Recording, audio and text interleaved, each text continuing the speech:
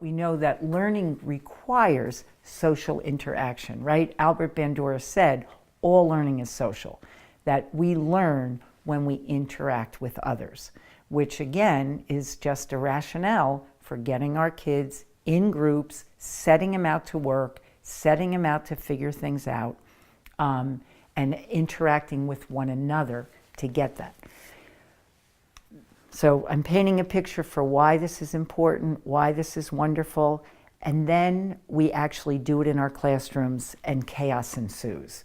And the kids are, he's not working, I don't want to work with him, everybody's off task, right? Because they're, oh my God, I get to work with these other 3 students or other 4 students. As soon as your back is turned, they're talking about everything else. They're on their devices, they're texting each other, they're going out. Those behaviors oftentimes in the background discourage me from in my classroom to engage my kids in collaborative groups.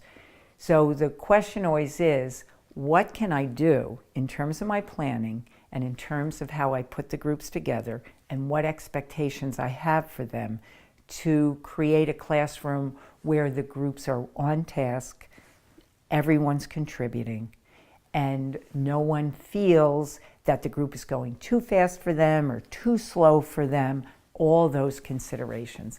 So what do I think about beforehand when I'm creating these groups, right? Because if I think about it beforehand, if I just go in and say, okay, boys and girls, I want you to get in groups, count off 1, 2, 3, 4. Okay, all the 1s go together, all the 2s go together, all the 3s go together. That's random grouping right from the beginning. Probably not a good place to start, because oftentimes the hands of fate aren't going to group the kids together in a way that they're going to work well together. So in the beginning, I'm going to design my groups. And it won't be the same for each task. It depends on the task how I'm going to group kids. Sometimes I may differentiate by the same skill level, right? Because I'm doing a reach activity with this group, I'm doing a enforcement with this, and I'm doing something totally different with this group because they really don't even have the first inkling of that concept yet. So that's okay to group by level, based on the formative assessment I did the other day. But every time you do collaborative grouping, you would never, ever do always homogeneous grouping.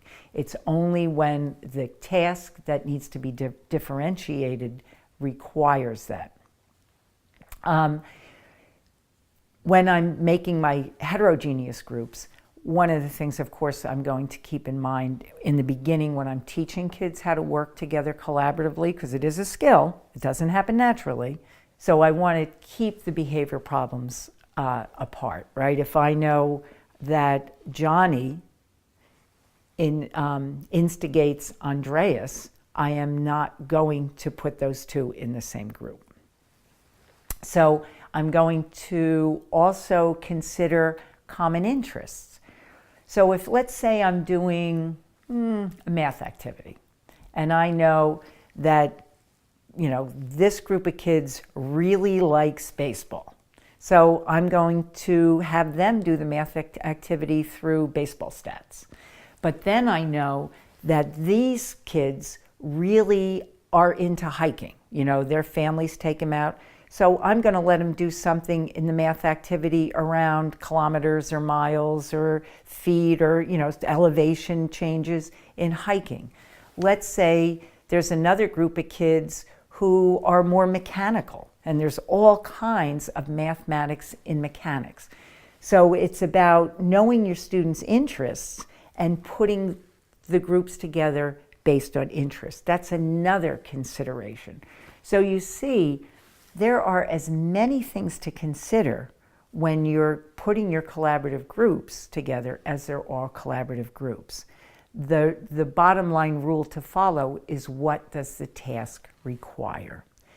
After your groups have a handle on how to work together and everyone be productive as part of the group, Then you can do random grouping, or as one of your classroom ritual reward kind of things, you could let the groups organize themselves.